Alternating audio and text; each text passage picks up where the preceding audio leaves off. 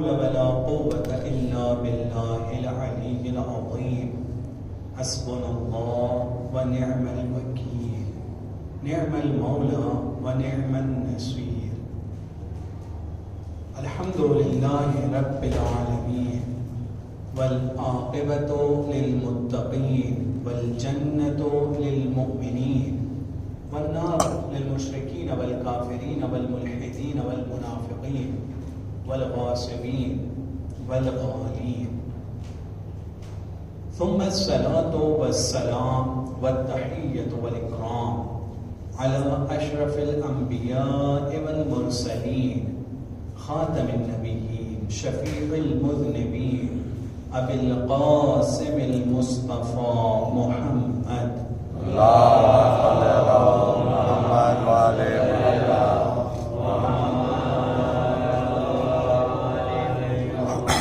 وعلى آل بيته الطيبين الطاهرين المعصومين المظلومين المنتجبين المنتخبين واللعنة الدائمة على أعدائهم أجمعين من يومنا هذا إلى قيام يوم الدين أما بعد فقد قال الله تبارك وتعالى في كتابه الكريم أعوذ بالله من الشيطان الرجيم بسم الله الرحمن الرحيم فلن تجد لسنة الله تبديلا ولن تجد لسنة الله تحويلا صدق الله العلي العظيم صلوات محمد وعلى اللهم محمد وعلى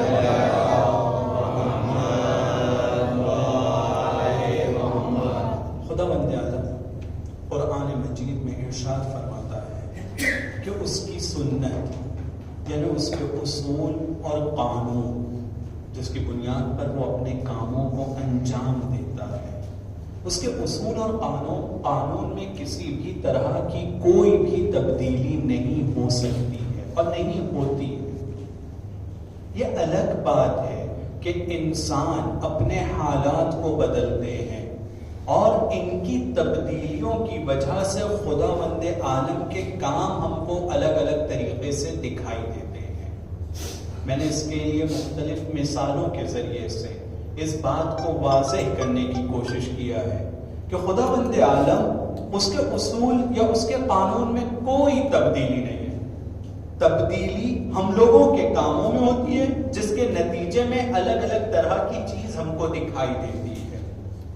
تو خداوند عالم کے قانون میں تبدیلی نہیں ہوتی ہے، اس کے اصول میں کسی طرح کی کوئی تبدیلی نہیں ہوتی ہے۔ پھر ہم لوگوں میں گفتگو یہ ہوئی کہ خداوند عالم کے اصول کیا ہیں، خداوند عالم کن اصول اور کن قانون کی بنیاد کے اوپر کام کرتا ہے۔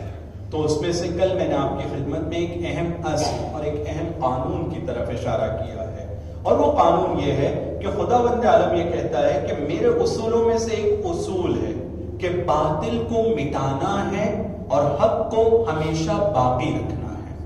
جب خداوند عالم کے اصولوں میں سے یہ ایک اصول ہے کہ باطل مٹے گا، باطل بچنے والی چیز نہیں ہے، رکنے والی چیز نہیں ہے، تھمنے والی چیز نہیں ہے، اس کو مٹنا ہے، وہ باقی رہنے والی چیز ہی نہیں ہے، حق ہے کہ جو باقی رہے گا۔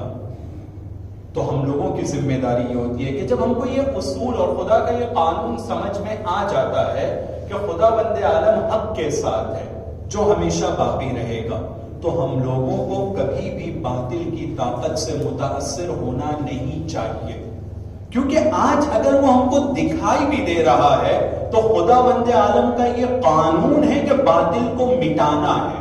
تو جس کو خدا مٹانے والا ہے ہمارا رابطہ ان کے ساتھ نہیں ہونا چاہیے۔ ہمیں اپنے رابطے کو ان لوگوں کے ساتھ میں یا اس ہستی کے ساتھ میں برقرار کرنا ہے جو ہمیشہ باقی رہنے والی ہے، جس کو کسی طرح کا کوئی زوال نہیں آنے والا ہے، اور وہ ایک ایسی ہستی ہے کہ اس کو کوئی ہرا نہیں سکتا ہے، کوئی اسے پسپا نہیں کر سکتا ہے، شکست نہیں دے سکتا ہے۔ تو ہم لوگوں کو اپنے رابطے کو اس کے ساتھ برقرار کرنا ہے۔ کیا وجہ ہے کہ ہم لوگوں کو خدا کے قانون کو سمجھنا ضروری ہے؟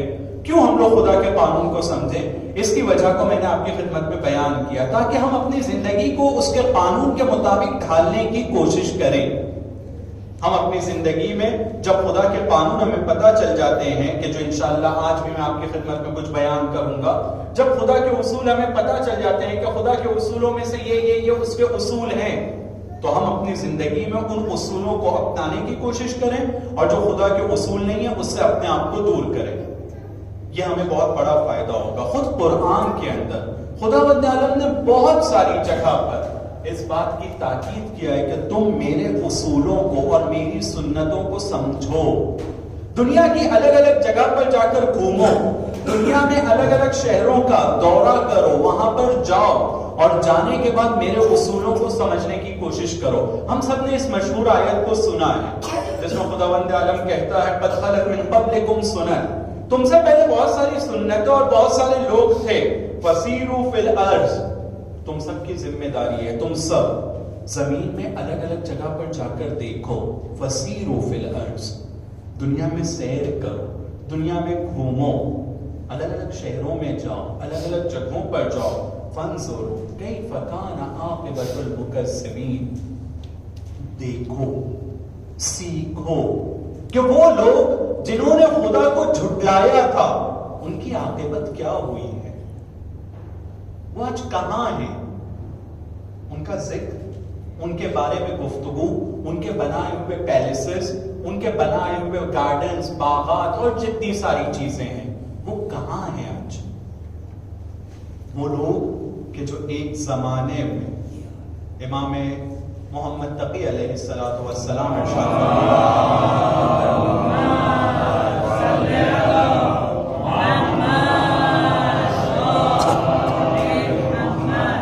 اور اسی طرح سے 10ویں امام سے بھی اس طرح سے ملتی جلتی روایت ملتی ہے جس کا مفہوم یہ ہے وہ لوگ جو ریشمی کپڑے پہنا کرتے تھے اپنے بدن کے لیے اور اس کے علاوہ ان کو کوئی کپڑا جمتا نہیں تھا، آج ان کے بدن کا کیا حال ہوا ہے. کتنے لذیذ کھانے کھاتے تھے اور ان لذیذ کھانوں اور مہنگے کھانوں کے ذریعے سے انہوں نے اپنے بدن کو پروان چڑھایا تھا. آج ان کا بدن کیڑے مکوڑوں کی غذا بن چکا ہے. کتنے بڑے بڑے گھر اور کتنے اونچائی والے گھروں میں رہتے تھے وہ لوگ، لیکن آج کہاں ہیں؟ 2 گز زمین کے اندر، 2 میٹر زمین کے اندر. کہاں چلے گئے وہ لوگ؟ کیا وجہ ہے کہ آج ان کا تذکرہ باقی نہیں ہے؟ کیا وجہ ہے کہ جو لوگ ایک زمانے میں بہت طاقتور تھے اور اپنی طاقت کے نشے میں اور غرور اور اس کے تکبر میں اپنے آپ کو بہت بڑا سمجھنے لگے تھے، وہ کہاں ہیں آج؟ اس طرح کی جو لوگ اور اس طرح کی جو ہستیاں گزری ہیں، افراد گزرے ہیں، ہم سب کی ذمہ داری ہے کہ ان کی طرف ہم توجہ کریں، ان کو ہم دیکھیں. یہ ہم لوگوں کے لیے بہت بڑا سبق ہے. فرعون جو اپنے آپ کو خدا کہتا تھا کیسے مرا؟ وہ اپنے آپ کو خدا کہنے والا کیسے مرا؟ پانی میں ڈوب کے مر گیا. نمرود جو اپنے آپ کو خدا کہتا تھا اس کا کیا حشر ہوا؟ آج کہاں ہے نمرود؟ اسی طرح سے یہ لوگ جو ظالم تھے، یہ لوگ جنہوں نے خدا کو جھٹلایا تھا، آج ان کا کوئی ذکر کرنے والا بھی نہیں ہے، کوئی پوچھنے والا بھی نہیں ہے. تو یہ لوگ کہ جو باطل کے راستے پہ ہوتے ہیں، باطل کے فرنٹ والے ہوتے ہیں اور ان کے جبہے والے ہوتے ہیں، کچھ زمانے میں جب خداوند عالم ان کو مہلت دیتا ہے تو اس مہلت کو کہ جو خداوند عالم ان کو امتحان کرنے کے لیے، ان کی آزمائش کے لیے مہلت دیتا ہے، اس کو مس یوز کرتے ہیں اور ظلم دوسروں کے اوپر ڈھانے کا وسیلہ بناتے ہیں. لیکن پھر ایک وقت ایسا آتا ہے کہ وہ اس دنیا سے جب چلے جاتے ہیں تو ان کا کوئی تذکرہ باقی نہیں ہے اور وہ ہم لوگوں کے لیے ایک سبق بن جاتے ہیں، ایک لیسن بن جاتے ہیں کہ جو لوگ خدا کو جھٹلاتے ہیں ان کا حشر یہ ہوتا ہے. یہ خدا کی سنتوں میں سے ایک سنت ہے، قانونوں میں سے ایک قانون ہے کہ جو لوگ بھی خدا کو جھٹلائیں گے، جو لوگ بھی خدا کے مقابلے میں کھڑے ہوں گے، جو لوگ بھی خدا کے راستے پر نہیں چلیں گے، ہو سکتا ہے ظاہری طور پر ان کو دنیا میں کچھ وقت کی مہلت دی جائے، لیکن ایک دن ایسا آئے گا کہ ان کا پوچھنے والا کوئی نہیں ہوگا. ہم کیا چاہتے ہیں اپنی زندگی میں؟ ہر انسان یہ چاہتا ہے کہ اس کا ذکر دوسروں کی زبان پر خیر اور اچھائی کے ساتھ ہو. ہر انسان یہ چاہتا ہے کہ دوسرے لوگ اس کو عزت کی نظر سے دیکھیں. ہر انسان یہ چاہتا ہے کہ ایک ایسا انسان بن سکوں کہ جہاں پر میں دوسروں کا محتاج نہ رہوں. ہر انسان کی یہ تمنا ہوتی ہے. لیکن ہر وہ انسان جو اس طرح کی چیزوں کو چاہتا ہے ان میں دو طرح کے لوگ ہو جاتے ہیں. کچھ لوگ عزت حاصل کرنے کے لیے, کچھ لوگ روزی روٹی حاصل کرنے کے لیے, کچھ لوگ اپنی بے نیازی کو حاصل کرنے کے لیے ایسے لوگوں کے دروازے کو کھٹکھٹاتے ہیں جو خود محتاج ہیں, جو خود محتاج ہیں, اور یہ سمجھتے ہیں کہ اگر ہم ان کے پاس جا کے دروازہ کھٹکھٹائیں گے تو ہمیں روزی ملے گی, ہمیں عزت ملے گی, ہمیں پاور ملے گا اور ہماری مشکل دور ہوگی. محتاج کے ذریعے سے اپنے احتیاج کو, اپنی ضرورت کو دور کرنا یہ عقل مندی نہیں ہے. ہم لوگوں کو اگر اپنی ضرورتوں کو پورا کرنا ہے تو ایک ایسی ذات کے ذریعے سے اپنی ضرورت کو پورا کرنا ہے جس کو کسی کی کوئی ضرورت نہیں ہے, وہ سب کی ضرورتوں کو پورا کرتا ہے. ایک صلوات پڑھیں بر محمد و آل محمد.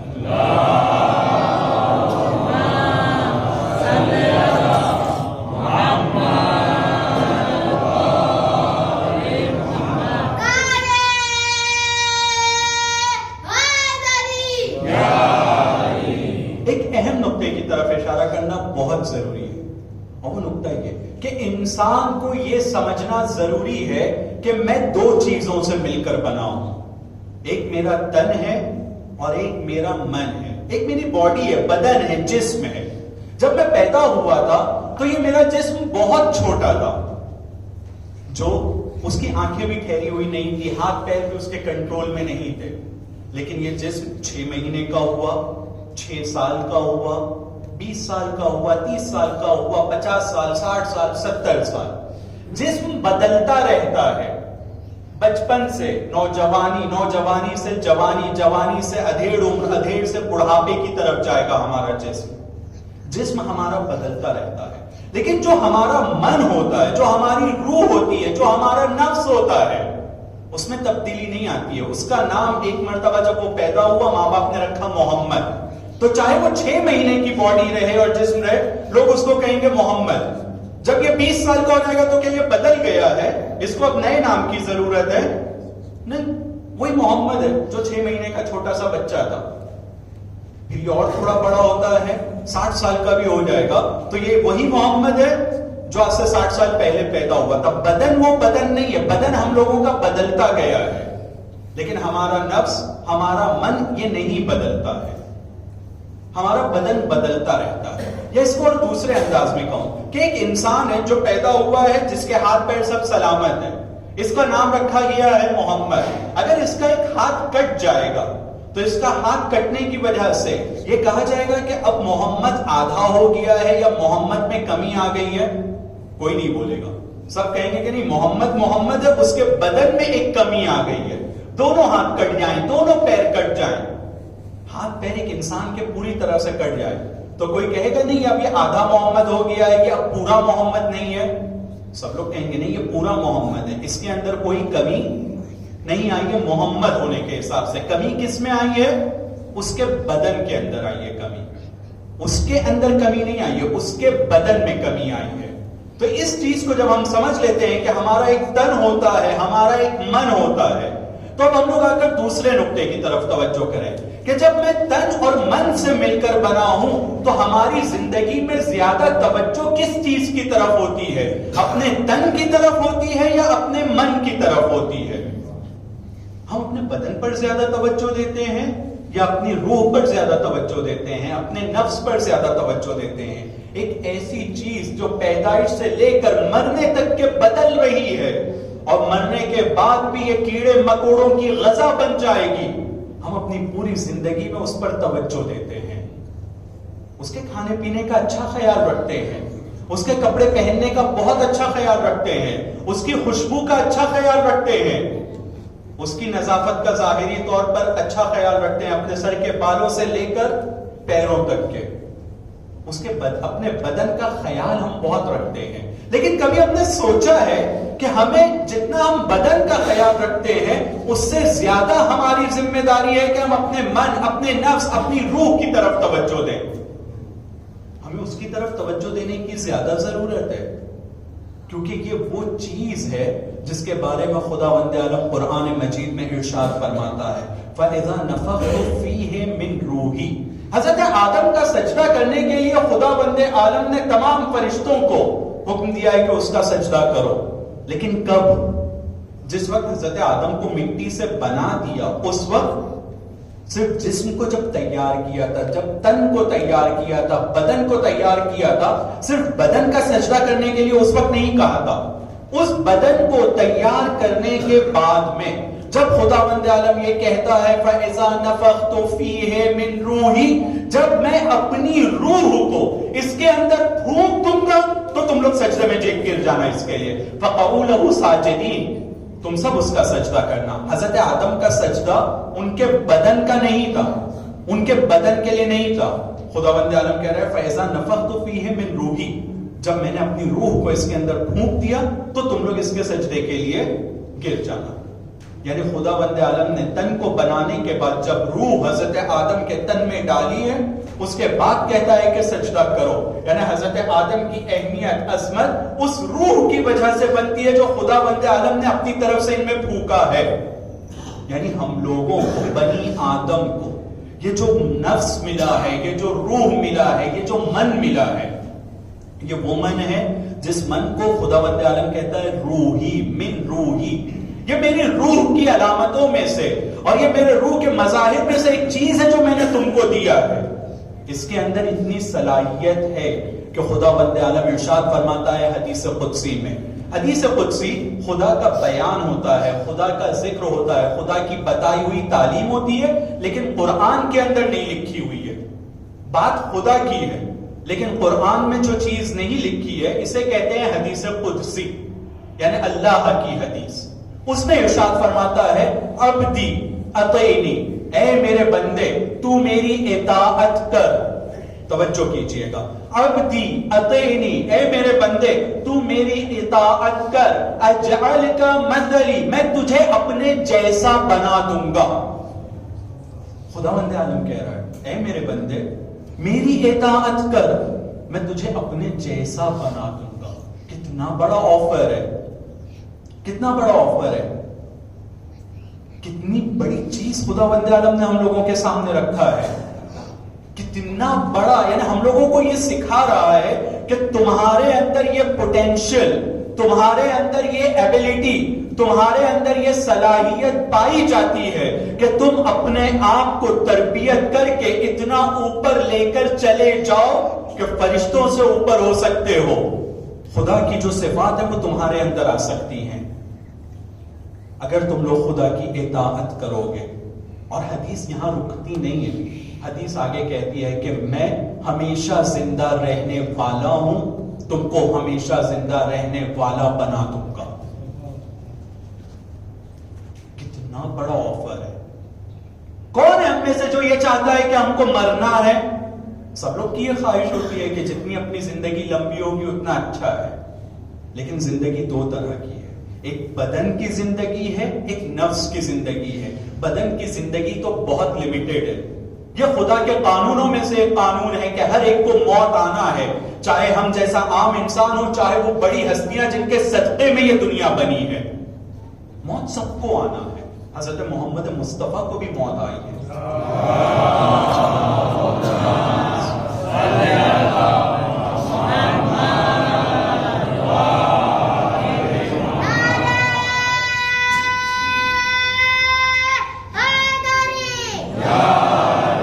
اسی طرح سے ہم دیکھتے ہیں کہ وہ ہستیاں جن کے صدقے میں دنیا بنی ہے، ان کا بدن بھی ظاہری دنیا میں شہادت کے ذریعے سے ان کا بھی انتقال ہوا ہے، لیکن آج 1400 سال گزر گئے ہیں، 1400 سال گزر گئے ہیں، لیکن آج بھی وہ ہم لوگوں کے درمیان زندہ ہیں۔ خدا کہتا ہے تم میری اطاعت کرو، میں زندہ ہوں، تم کو ہمیشہ زندہ رہنے والا بنا دوں گا۔ ہم بھی ہمیشہ زندہ رہ سکتے ہیں، ہمارا ذکر بھی رہ سکتا ہے. قرآن کی آیت میں خدا کہتا ہے فَاذْكُرُونِي اذکرکم، تم مجھ کو یاد کرو میں تم کو یاد کروں گا، میں تمہارا ذکر عام کروں گا. پھر دوسرا ارشاد فرماتا ہے خداوند عالم کہ میں رازق ہوں، میں لوگوں کو رزق دیتا ہوں، مخلوقات کو رزق دیتا ہوں. اگر میری اطاعت کرو گے تم کو رزق دینے والا بنا دوں گا. آج ہم لوگوں کا ایک سب سے بڑا مسئلہ یہ ہے کہ ہم لوگ رزق کی دعا اپنے لیے مانگتے ہیں کیونکہ یہ محسوس کرتے ہیں کہ میرے پاس رزق کی کمی ہے. لیکن آفر خدا کی طرف سے یہ ہے کہ اگر میری اطاعت کرو گے تو میں تم کو رزق دینے والا بنا دوں گا. ذرا تصور کیجئے اس وقت کو کہ جب خدا کہہ رہا ہے کہ رزق دینے والا بنا دوں گا. لیکن اس سے پہلے کہ میں اس حدیث کو کنٹینیو کروں ایک کانسیپٹ کلیئر کرنا بہت ضروری ہے. ہم لوگوں کے ذہن میں رزق کا مطلب کیا ہے؟ جب بھی ہم لوگ رزق کا ورڈ سنتے ہیں تو ہم کو لگتا ہے پیسہ، میرے روزی میں یا میرے رزق میں اضافہ ہو، یعنی مجھ کو زیادہ سے زیادہ کیا ملے؟ پیسہ. میری روزی میں اضافہ ہو یعنی میرے سفرے کے اوپر بہت ساری ڈشز ہونا چاہیے، الگ الگ طریقے کے کھانے ہونا چاہیے. ہم لوگ رزق کا مطلب کھانے پینے کی چیزیں یا پیسہ یا اس طرح کی کچھ اور چیزوں کو سمجھتے ہیں. لیکن یہ رزق کی ایک مثال ہو سکتی ہے، یہ ایک طرح کا رزق ہو سکتا ہے جس کی حیثیت بہت کم ہے. اصل رزق یعنی یہ کہ ہر وہ چیز جس کے ذریعے سے ہم خدا سے نزدیک ہو سکتے ہیں. رزق یعنی ہر وہ چیز جس کے ذریعے سے میں خدا سے نزدیک ہو سکتا ہوں. اسی لیے ہم دیکھتے ہیں کہ ایک اچھے دوست کو کہا جاتا ہے کہ یہ خدا کی طرف سے انمول رزق ہے، کیونکہ ایک دوست ممکن ہے کہ ہم لوگوں کو خدا سے نزدیک کرے، اور دوست کی یہ ذمہ داری ہے تو وہ میرے لیے ایک رزق ہو سکتا ہے. اور پھر اس کے لیے میں دعاؤں میں آپ کے سامنے مثال پیش کرنا چاہوں. ہم لوگ کے ذہن میں رزق ہے کھانے پینے کی چیز، لیکن ہم سب دعا مانگتے ہیں اللہم ارزقنا زیارت قبر الحسین علیہ السلام. اے خدا ہم سب کے رزق میں لکھ دے امام حسین علیہ السلام کی زیارت. کیوں؟ کیونکہ امام حسین کی زیارت ہم کو اللہ سے نزدیک کرنے کا ایک وسیلہ ہے، لہٰذا وہ ایک رزق ہے ہم لوگوں کے لیے. زیارت ایک رزق ہے. اللہم ارزقنا شفاعت الحسین، شفاعت حسین علیہ السلام ایک رزق ہے جس کی ہم دعا مانگتے ہیں. ان دو دعاؤں کی مثال کے ذریعے سے صرف اس بات کو واضح کرنا چاہتا ہوں کہ رزق یعنی صرف یہ نہیں ہے کہ جو کھانے پینے کی چیز ہے. تو اب اس حدیث کی طرف ہم آتے ہیں جہاں خدا کہتا ہے کہ میں رزق بانٹنے والا ہوں، یعنی میں ایسی چیزیں لوگوں کو دیتا ہوں جس کے ذریعے سے لوگ مجھ سے نزدیک ہوتے ہیں، ان کی توفیقات میں اضافہ کرتا ہوں. تم میں یہ پوٹینشل اور یہ صلاحیت میں لے کر آؤں گا کہ تمہارے ذریعے سے لوگ جہنم سے نکل کر جنت کی طرف آئیں اور ظلمات اور تاریکی سے نکل کر نور کی طرف آ جائیں. تم رزق بانٹنے والے ہو جاؤ گے، نور بانٹنے والے ہو جاؤ گے. یہ بہت بڑی کوالٹی ہے. پھر تیسری چیز ارشاد فرماتا ہے خداوند عالم میری اطاعت کرو میں تم کو اپنی طرح بنا دوں گا. میں بے نیاز ہوں، مجھے کسی کی ضرورت نہیں ہے، تم کو بے نیاز بنا دوں گا.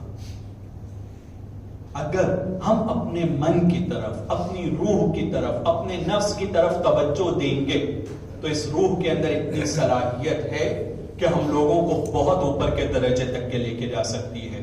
لیکن اگر ہم اس کی طرف توجہ نہیں دیں گے تو قرآن کی آیت ہے جس میں خدا ارشاد فرماتا ہے اولئک کالانعام، یہ لوگ جانوروں کی طرح ہیں.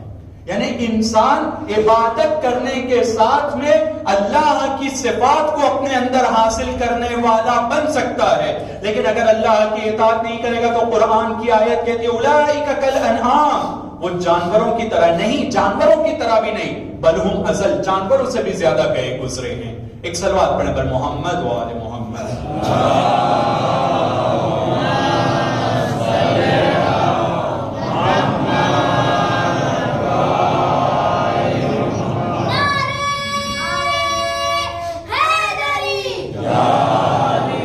تو عزیزان گرامی، ہم اگر خدا کی سنتوں کی طرف توجہ کریں، قانون کی طرف توجہ کریں، تو ہم دیکھتے ہیں کہ وہ لوگ جو خدا کے مقابلے میں تھے ان کا کوئی نام و نشان باقی نہیں. اس کی وجہ یہ ہے کہ انہوں نے اپنے تن کی طرف توجہ دیا تھا، اپنے من کی طرف انہوں نے توجہ نہیں دیا تھا. خداوند عالم ارشاد فرماتا ہے ان اللہ یدخل الذین آمنوا وعملوا الصالحات جنات تجری من تحتها الانہار. خداوند عالم ایسے لوگوں کو جو اللہ پر ایمان لائیں گے اور عمل صالح انجام دیں گے، خداوند عالم ان کو جنت میں داخل کرے گا، انہیں جنت میں داخل کرے گا. تجری من تحتها الانہار، جہاں پر نہریں جاری ہوں گی. یہ جو ہم لوگوں کے ذہن میں جنت کا کانسیپٹ ہے، اس کی طرف توجہ دینے کی ضرورت ہے. ہم لوگ عام طور پہ جنت کے بارے میں یہ تصور رکھتے ہیں کہ یہ جو جنت، یہ جو جہنم ہے، یہ ہمیں مرنے کے بعد ملے گی. اس دنیا کے اندر جنت اور جہنم کا تصور ایک الگ طریقے سے علماء نے جس کو پیش کیا، میں آپ کی خدمت میں بیان کرنا چاہتا ہوں. ہم عام طور پہ یہ سمجھتے ہیں کہ جنت اور جہنم ایک ایسی چیز ہے جو مجھے مرنے کے بعد ملے گی، لیکن علماء یہ کہتے ہیں کہ انسان اپنے ایمان کے ذریعے سے اور اپنے عمل صالح کے ذریعے سے اپنی زندگی کو اس طرح سے بنا سکتا ہے کہ جنت کے اندر جو اس کو نعمتیں ملنے والی ہیں وہ ان نعمتوں کو یہاں حاصل کر سکتا ہے. کیسے حاصل کرے گا؟ جنت میں جو ہمیں سب سے بڑی نعمت ملنے والی ہے، قرآن کی آیت سے، قرآن کے ذریعے سے اس کی تفسیر کرتے ہوئے، الا بذکر اللہ تطمئن القلوب. اللہ کا ذکر ہوگا جنت میں. مومنین آپس میں ایک دوسرے کے سامنے متقابلین بیٹھ کر، ایک دوسرے کے مقابلے میں بیٹھ کر اللہ کو یاد کریں گے، اس کی حمد و ثنا کریں گے. تو وہاں پر حمد و ثنا اور اللہ کے ذکر سے خداوند عالم کہتا ہے الا بذکر اللہ تطمئن القلوب. ذکر خدا کے ذریعے سے دلوں کو اطمینان ملتا ہے، سکون ملتا ہے. سکون یہ ایک اتنی بڑی نعمت ہے کہ جو انسان کتنے ہی پیسے کیوں نہ خرچ کر لے، پیسے سے خریدی نہیں جا سکتی ہے.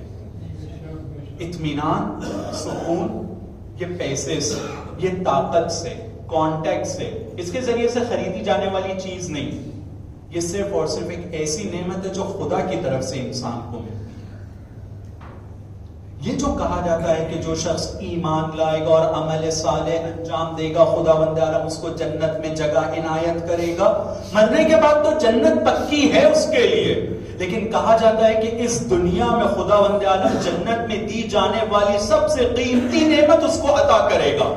یعنی اس دنیا میں اس کو سکون ملے گا، اس کو اطمینان ملے گا. ظاہری طور پر ایک لشکر ہے جس کے پاس کھانے پینے کے لیے کچھ نہیں ہے، 3 دن کے بھوکے پیاسے ہیں، 3 دن کے بھوکے پیاسے ہیں، لیکن ہم دیکھتے ہیں کہ کیا سکون کی زندگی گزار رہے تھے، کیا آرام. یہ جو آرام ان کے پاس ہے، یہ جو اطمینان ان کے پاس ہے، جنت کی سب سے بڑی نعمت انہوں نے اس دنیا میں حاصل کی ہے. ہم لوگ اپنی زندگی میں ممکن ہے کہ کچھ کما لیں اور اپنے ارتباطات کو بنا لیں، لیکن ہم لوگوں کو یہ دیکھنا ہوگا کہ اس زندگی کے اندر میں نے سکون کتنا کمایا ہے، کتنا مجھے اطمینان ہے اپنے اوپر، کتنا میں اپنے آپ کو لے کر مطمئن ہوں کہ جس طرح سے علی علیہ السلام ارشاد فرماتے ہیں ضربت لگنے کے فوراً بعد کہ فزت برب الکعبہ، میں کامیاب ہو گیا ہوں خدا کی قسم. ایک تلوار لگ رہی ہے، سر پھٹ رہا ہے، خون جاری ہو رہا ہے، لیکن آواز کیا ہے؟ میں کامیاب ہو گیا ہوں. ہم اپنے گریبان کی طرف جھانکیں کہ ہم علی کے چاہنے والے. کب اپنے آپ کو کہہ سکتے ہیں کہ میں کامیاب ہو گیا ہوں؟ کیا ہم اپنے آپ کو کہہ سکتے ہیں کہ میں اپنے مولا متقیان کے راستے پر چل رہا ہوں؟ ہو سکتا ہے کسی کے ذہن میں یہ سوال آئے کہ یہ کیسی بات کر رہے ہیں، مولا متقیان تو کہہ سکتے ہیں کامیاب ہو گیا، ہم کہاں اور وہ کہاں؟ ہم لوگ دونوں میں بہت فاصلہ ہے. وہ نوری ہیں اور ہم خاکی ہیں. نور اور مٹی میں، نور اور خاک میں کس طرح کا رابطہ ہے؟ کوئی رابطہ نہیں ہے. تو یہ کیسی بات ہے؟ لیکن عزیزان گرامی، ہم لوگ جب جنت میں جانے کا تصور ہوتا ہے یا کسی کے انتقال کی خبر آتی ہے تو یہ ہم لوگ اپنے لیے بھی کیا دعا مانگتے ہیں؟ ہم کو جنت میں جگہ کہاں چاہیے ہے؟ ہمیں جنت میں کون سی جگہ چاہیے؟ کس کے جوار میں جگہ چاہیے ہم لوگوں کو؟ معصومین علیہ السلام. کتنی بڑی دعا ہے اور یقیناً بہترین دعا ہے. خدا ہم سب کو وہ جگہ عطا کرے انشاءاللہ. یہ جو ہم جگہ کی دعا مانگتے ہیں کہ ہمیں جوار معصومین میں جگہ ملے، تو کبھی ہم نے سوچا نہیں وہ تو نوری ہیں، ہم خاکی، ان کے پڑوسی بننے کے قابل تو ہم ہیں نہیں. وہ کہاں اور ہم کہاں، بہت فاصلہ ہے ہم لوگوں میں. لیکن ہم کہتے ہیں نہیں، خدا بہت رحیم ہے، خدا بہت کریم ہے، وہ بہت بخشنے والا ہے. اور یہ ہستیاں بھی بہت بڑی ہستیاں ہیں، یہ بھی ہر ایک کو اپنے نزدیک کھینچنے کا بہانہ ڈھونڈتی ہیں. حر نے لگام کو پکڑا تھا، لیکن اس کے باوجود جب اس کو احساس ہوا کہ غلطی ہوئی ہے تو اس کو کھڑا کر کے اپنے گلے لگایا ہے. جناب حر کو بھی گلے لگایا ہے نا.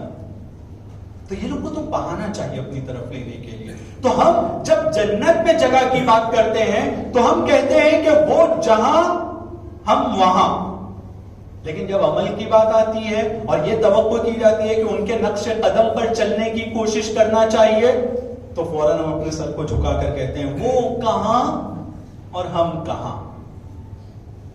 عزیزان گرامی، بس ایک واقعہ سنانا چاہتا ہوں اور اس واقعے کے ساتھ اپنی بات کو تمام کرنا چاہوں گا. ایک مرتبہ امام علی علیہ السلام اپنے دو صحابیوں کے ساتھ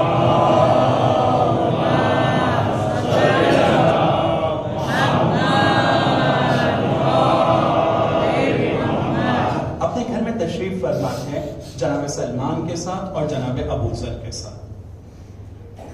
جناب سلمان اور جناب ابو ذر، آدھی رات کا وقت تھا.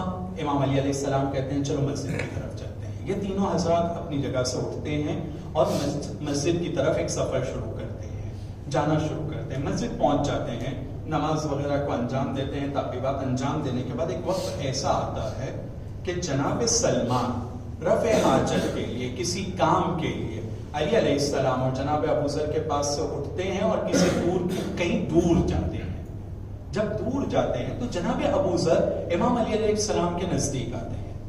آنے کے بعد کہتے ہیں کہ مولا ایک سوال ہے، ایک بات آپ سے کرنا چاہتا ہوں. کہا بولو ابو ذر، کیا کہنا چاہتے ہو، کیا ہے تمہارے ذہن میں پوائنٹ؟ کہا مولا مجھے ایسا لگتا ہے کہ آپ سلمان کو مجھ سے زیادہ چاہتے ہیں، آپ سلمان کو مجھ سے زیادہ لفٹ کراتے ہیں، زیادہ وقت دیتے ہیں، زیادہ محبت دکھاتے ہیں.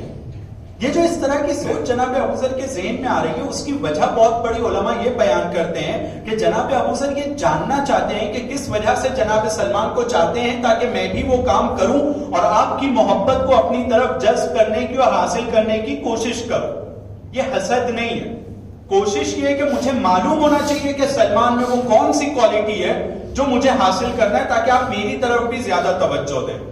علی علیہ السلام کے چہرے پر ایک مسکراہٹ آتی ہے. مسکراہٹ کے ساتھ علی علیہ السلام کہتے ہیں کہ ابو ذر ایک کام کرو، گھر کی طرف جاؤ اور گھر کی طرف سے واپس آؤ، لیکن اس بات کا خیال رکھتے ہوئے جانا کہ تمہارے ذہن میں یہ رہنا چاہیے کہ گھر سے کتنے لوگ مسجد کی طرف آئے تھے. کہا ہم لوگ 3 لوگ آئے تھے. کہا ٹھیک ہے، ایک مرتبہ گھر کی طرف جاؤ، گھر سے پھر واپس مسجد کی طرف آؤ. جناب ابو ذر مسجد سے نکلتے ہیں، حکم مولا ہے، جاتے ہیں. جانے کے بعد میں گھر کے پاس پہنچتے ہیں، گھر سے پھر مسجد کی طرف واپس آتے ہیں. آنے کے بعد مسجد کے ایک کونے میں بیٹھ جاتے ہیں. علی علیہ السلام متوجہ ہوتے ہیں کہ ابو ذر آ گئے ہیں، کونے میں بھی بیٹھ گئے ہیں. ابو ذر سے دریافت کرتے ہیں ابو ذر کیا ہوا، جواب ملا نہیں ملا تم کو؟ کہا مولا جواب مل گیا. کہا کیا جواب ملا، کیا جواب ملا؟ توجہ کیجئے گا میرے چھوٹے بھائیوں اور جوان بھائیوں، جواب کیا ملا؟ ارشاد فرماتے ہیں مولا 3 لوگ گھر سے نکلے تھے، لیکن راستے میں 2 لوگوں کے قدموں کے نشان تھے. 3 لوگ گھر سے نکلے ہیں، راستے میں 2 لوگوں کے قدموں کے نشان ہیں. تو عزیزو کیا جواب ملا؟ جواب یہ ملا کہ جناب سلمان راستہ چلنے میں بھی اس بات کی کوشش کرتے ہیں کہ اپنے مولا کے قدموں پر اپنے قدم کو رکھیں گے. جناب سلمان کی کوشش یہ ہے اور یہ قدم رکھنا مولا علی کو اتنا پسند آتا ہے کہ جناب ابو ذر اس کو محسوس کرتے اور کہتے ہیں کہ کیا وجہ ہے کہ آپ سلمان کو ہم سے زیادہ چاہتے ہیں. اس میں کوئی شک نہیں ہے کہ اس کا یہ مطلب نہیں ہے کہ جناب سلمان کا درجہ علی علیہ السلام کے برابر ہو گیا. نہیں، جناب سلمان خود کہتے ہیں کہ میں علی کے غلاموں میں سے غلام ہوں. جناب امام علی امیر المؤمنین ہیں، اور جناب سلمان ان کے مقابلے میں جس طرح کی اپنے بارے میں بیان کرتے ہیں وہ واقعاً سننے جیسا اور پڑھنے جیسا. ایک جگہ بس ایک روایت کو ذکر کر دوں. ارشاد فرماتے ہیں کہ علی کی مثال ایک سمندر کی طرح ہے. ایک سمندر, علی کے علم کی مثال ایک سمندر کی طرح ہے, اور علی کے مقابلے میں میری مثال ایسے ہے جیسے ایک چھوٹا سا پرندہ, ایک چھوٹا سا پرندہ ایک بڑے سمندر کے اندر پانی پینے کے لیے نیچے اترنے کے بعد اپنی چونچ سے پانی پیے اور پینے کے بعد اڑ جائے, تو جو پانی اس کی چونچ پر لگا ہوگا میں وہ ہوں, اور علی ایک ٹھانٹے مارتا ہوا سمندر ہے. یعنی جناب سلمان کو خود اس بات کا احساس ہے کہ اگر میں نقش قدم پر چل رہا ہوں تو اس کا مطلب نہیں ہے کہ میں ان کی طرح بن جاؤں گا, بلکہ میری ذمہ داری ہے کہ میں ان کے نقش قدم اور بتائے ہوئے راستے پر چلوں جتنا مجھ سے ہو سکتا ہے. اور اگر یہ ہوگا, یہ ہم سب کو کرنا ہے. یہ سب سے پہلے میں اپنے لیے ذکر کر رہا ہوں, پھر انشاءاللہ ہم سب کے لیے. یہ ہم سب کو کوشش کرنا ہے کہ جو ہم کو بتایا گیا ہے, جو ہم کو سکھایا گیا ہے, ہم اس کے مطابق چلنے کی کوشش کریں.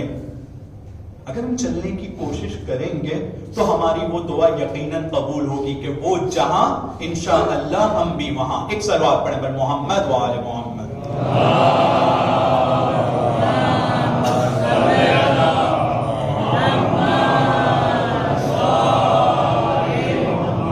پھر آگے اس آیت میں خدا بندے عالم ارشاد فرماتا ہے, لیکن یہ دنیا میں کچھ لوگ ہیں جو خدا کے اوپر ایمان نہیں لے کر آئے ہیں, اچھے کام نہیں کرتے ہیں. یتمتعون وتأکلون کما تأکل الانعام, یأکلون کما تأکل الانعام. یہ وہ لوگ ہیں کہ جو دنیا کے اندر اپنی زندگی کو انہوں نے جانوروں کی طرح بنا کر رکھ دیا ہے, جانوروں کی طرح بنا کر رکھ دیا ہے. انہوں نے اپنے ساتھ کیا کیا ہے, توجہ کیجئے, انہوں نے اپنے ساتھ کیا کیا ہے. یتمتعون, دنیا میں انٹرٹین کرتے ہیں. مثلا بارش ہو رہی ہے تو کیسے پرندے کچھ آتے ہیں اور اڑنا شروع کرتے ہیں, کیونکہ اچھا موسم ہے, سہانا موسم ہے, پرندے اڑتے ہیں. بارش رک جاتی ہے, اس کے بعد پرندے بھی اپنے گھونسلوں اور اپنے کاموں میں لگ جاتے ہیں, انٹرٹین کرتے ہیں, اور ان کو اس کے علاوہ آتا نہیں ہے کچھ. تو انسان نے بھی اپنی زندگی کو صرف انٹرٹین کرنے والی زندگی بنا لیا ہے, تفریح کے لیے زندگی بنا دیا ہے. وَيَأْكُلُونَ كَمَا تَأْكُلُ الْأَنْعَامُ, اور اپنی زندگی کو صرف کھانے پینے والی زندگی بنا دیا. ان کا پورا سوچنا صبح سے لے کر شام تک کے صرف اور صرف یہ ہے کہ کیا کماؤں اور کیا کھاؤں, بس. اس کے علاوہ یہ سوچتے نہیں ہیں. تو پھر کیا فرق ہے ایک چڑیا کی زندگی میں, ایک بکری کی زندگی میں اور ایک انسان کی زندگی میں؟ اس کی بھی سوچ یہی ہے کہ میں اپنا کھانے کا انتظام کر لوں, اپنے بچے کو دانا چگا دوں, اپنے بچے کو دانا دے دوں, اپنے گھر میں کچھ اناج کا انتظام کر لوں, بس. مجھے دوسروں سے کوئی مطلب نہیں ہے. میری زندگی کو میں جانور کی طرح بنا دیتا ہوں. قرآن کی آیت ہے کہ یہ لوگ اپنی زندگی کو جانوروں کی طرح بنا دیتے ہیں اس دنیا میں, اور آخر میں وَالنَّارُ مَثْوَىٰ لَهُمْ, اس دنیا میں تو انہوں نے اپنی زندگی کو جانور کی طرح بنا دیا ہے, اور آخرت میں جہنم کی آگ ان کا انتظار کر رہی ہے. تو عزیزان گرامی, ہم لوگوں کی ذمہ داری ہوتی ہے کہ ہم خدا بند عالم نے ہم سے پہلے گزرے ہوئے لوگوں کے ساتھ جو کیا ہے اس کے بارے میں دیکھیں, پڑھیں, سمجھنے کی کوشش کریں کہ ان کے ساتھ کیا ہوا ہے اور کیوں ہوا ہے, اور اپنی زندگی کو اس راستے پر, جیسے برے لوگوں کے ساتھ ہوا ہے, اپنی زندگی کو اس راستے پر نہ لے کر جائیں, بلکہ ایسے لوگوں کے راستے پر لے جانے کی کوشش کریں کہ جن کا ذکر آج باقی ہے. آج 1400 سال گزرنے کے باوجود ان کا نام ہم لوگوں کو اپنے گھر سے اس موسم میں جہاں زمین پہ راستے پہ کیچڑ ہے اس وقت بھی ہم لوگوں کو اٹھا کر لے کر یہاں پر کھینچ کر لاتا ہے اور بٹھاتا ہے. کتنی طاقت ہے ان لوگوں کے نام میں,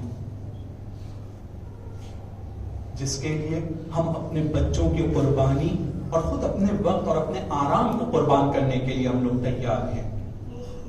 ہمارے سامنے یہ جو راستے ہیں, ان راستوں کی قیمت کو سمجھنے کی کوشش کریں. اگر ہم اس کو نہیں سمجھیں گے تو سنت خدا ہے کہ جو لوگ غلط راستے پر جائیں گے وہ دوسروں کے لیے کل سبق بن جائیں گے, لیسن بن جائیں گے. ان کو دیکھ کر صرف یہ ہوگا کہ سیکھو, تمہارا حشر ان کی طرح نہیں ہونا چاہیے. دیکھو ہم نے فرعون کے ساتھ کیا کیا، دیکھو ہم نے نمرود کے ساتھ کیا کیا، دیکھو الشمر کہاں ہے، یزید کہاں ہے. صرف وہ سبق بنیں گے. ہمیں صرف سبق نہیں بننا ہے، بلکہ ہمیں آنے والی نسلوں کے لیے ہدایت کا راستہ بھی بننا ہے. ہمیں اپنی زندگی میں اپنے کاموں کو ایسے کرنا ہے کہ ہماری آنے والی نسلوں کا فائدہ ہو سکے. ہمیں صرف سبق نہیں بننا ہے، ہمیں آنے والی جنریشن کے لیے کچھ بڑے قدم اٹھانا ہے. اگر ہم اس کی طرف متوجہ ہو کر اپنی زندگی گزارنے کی کوشش کریں گے تو یقین جانیے کہ ہمیں یہ کہنے کا حق ہوگا کہ وہ علم کہ جس کو یزیدی یہ سوچ رہے تھے کہ کربلا کے میدان میں انہوں نے گرا دیا تھا، آج اس علمدار کے چاہنے والے اس مشن کو نیچے گرنے نہیں دیں گے. وہ اس کو اٹھا کر آگے بڑھیں گے. اور وہ سوچ، وہ آئیڈیالوجی جو کربلا کے میدان میں ہم لوگوں کو دی گئی ہے، اس آئیڈیالوجی کے لیے ہم لوگوں کی ذمہ داری بنتی ہے کہ اس آئیڈیالوجی کو ہم پہلے اپنے لیے، اپنی سوسائٹی کے لیے، اپنے سماج کے لیے اس کو یہاں پر لے کر آئیں. کتنا بڑا جملہ ہے کہ 13 سال کا جوان امام حسین کے سامنے جب کھڑا ہوتا ہے اور امام حسین اس سے دریافت کرتے ہیں کہ موت تمہاری نظر میں کیسی ہے، تو وہ جواب میں کہتا ہے احلی من الاسد. موت میری نظر میں شہد سے زیادہ میٹھی ہے. بچوں کو میٹھا بہت پسند ہوتا ہے، نوجوانوں کو میٹھی چیزیں پسند ہوتی ہے. تو جناب قاسم نے اسی وقت کے اعتبار سے اس جواب کو ادا کیا ہے، شہد سے زیادہ میٹھی. ہم لوگ اپنے گریبان میں جا کے کہ موت کے بارے میں ہم لوگوں کا یہ تصور ہے، ایک تو ہم لوگ سوچتے ہی نہیں ہیں موت کے بارے میں. زیادہ سے زیادہ جب کسی کے انتقال کی خبر آتی ہے، جب کسی کے بارے میں کچھ پتا چلتا ہے تو تھوڑی دیر کے لیے خیال آتا ہے بس. اور پھر یہ بھی کہنا غلط ہوگا کہ اس کے دفنانے تک کے بھی خیال ذہن میں رہتا ہے. جب ہم لوگ دفنانے کے لیے بھی جانے لگتے ہیں تو وہی اسی راستے میں بھی جو باتیں شروع ہو جاتی ہیں، ایسی باتیں ہی شروع ہو جاتی ہیں جس سے سمجھ میں آتا ہے کہ بھائی یہ بھول گیا موت کو، صرف خبر تک کے یاد تھا، باقی اب وہ خود کو بھی یاد نہیں ہے کہ کہاں جا رہا ہے، اور ایک ایسی جگہ جا رہا ہے جہاں ہم سب کو جانا ہے. ہم لوگ موت کو ایک تو یاد نہیں کرتے، اور اگر یاد بھی کرتے ہیں تو موت ہم لوگوں کے لیے ایک ڈراؤنی چیز ہے، ایک خطرناک چیز ہے. ہم کو لگتا ہے کہ جتنا دیر سے آئے اتنا اچھا ہے، اور نہ آئے تو یہ تو بہت اچھا ہے، جبکہ یہ ہونے والا نہیں ہے. موت سب کو آنے والی ہے. لیکن کربلا والے ہم کو سکھا رہے ہیں احلی من العسل، موت شہد سے زیادہ میٹھی ہے. اب جناب قاسم کو اور ہم لوگ اگر جناب قاسم کے مقتل میں لکھی ہوئی روایات کی طرف اگر توجہ کریں تو واقعاً رونگٹے کھڑے کر دینے والی روایات ہیں، جس میں سے ایک دو نقطے کی طرف اشارہ کر کے آپ کی زحمت کو تمام کرنا چاہوں گا. ایک 13 سال کا نوجوان ہے جو کئی مرتبہ اپنے چچا کے پاس آتا ہے، آنے کے بعد کہتا ہے مولا مجھے مقتل میں جانے کی اجازت دیجیے، لیکن مولا اسے اجازت نہیں دے رہے مقتل میں جانے کی. کبھی یہ کہتے ہیں تم میرے بھائی کی نشانی، کبھی یہ کہتے ہیں کہ نہیں بیٹا میں تمہیں مقتل میں جانے کی اجازت کیسے دے سکتا ہوں. الگ الگ جملے ملتے ہیں. لیکن اس عالم میں 13 سال کے بچے کے ذہن میں ایک وصیت آتی ہے، اور وہ وصیت کے جملوں پر توجہ کیجیے گا جس میں یہ ملتا ہے کہ بیٹا قاسم اپنی زندگی میں جو وقت تمہیں سب سے کٹھن لگے گا، جو وقت تمہیں سب سے سخت لگے گا، اس وقت اس تعویذ کو کھولنا. ایک 13 سال کے بچے کی نظر میں دیکھیں، توجہ کیجیے کہ سب سے کٹھن وقت کون سا ہے. اس کے امام کی تنہائی اس 13 سال کے بچے کی نظر میں سب سے سخت وقت ہے، اور اس تعویذ کو انہوں نے کھولا ہے. جیسے ہی اس تعویذ کو کھولا ہے تو خوشی کے مارے تیزی سے اپنے چچا کی طرف آتے ہیں. کیوں؟ کیونکہ اس تعویذ میں لکھا تھا کہ اے بھیا حسین، کربلا کے میدان میں جب تم نرغے آدھا میں گر جانا تو میری طرف سے قاسم کی قربانی کو قبول کرنا. امام حسین کے پاس جب وہ لے کر آئے ہیں اس تحریر کو اور اس مکتوب کو، تو امام حسین علیہ السلام ارشاد فرماتے ہیں یہ تم اپنے لیے پروانے شہادت لے کر آئے ہو قاسم. اس تحریر کو اپنی آنکھوں سے لگایا، چوما، جناب قاسم کو تیار کیا.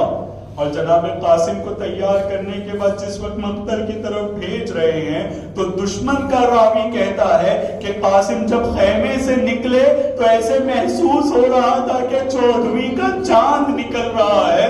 ذرا تصور کیجئے جو جوان دشمن کی نظر میں 14ویں کا چاند ہوگا اس کی ماں اسے کیسے دیکھتی ہوگی.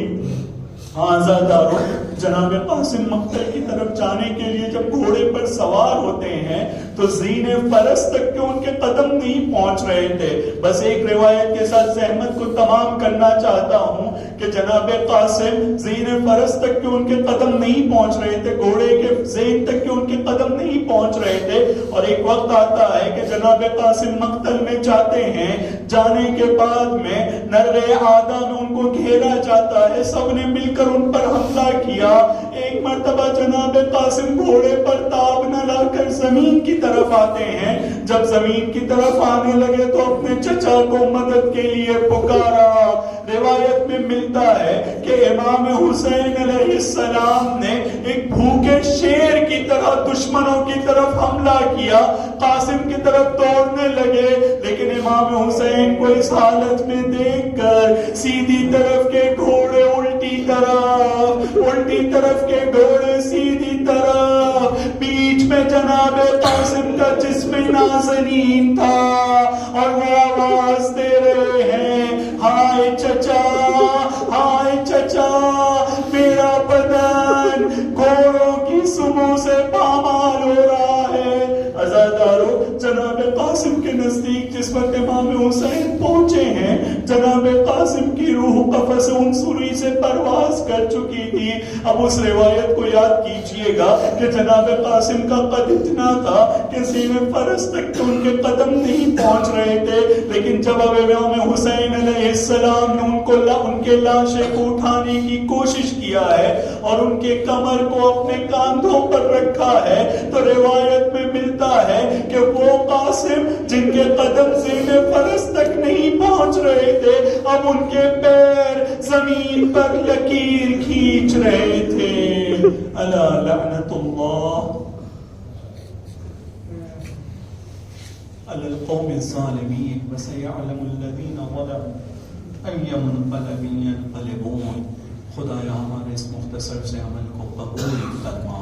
خدایا امام زمانہ کے ظہور میں تعجیل فرما.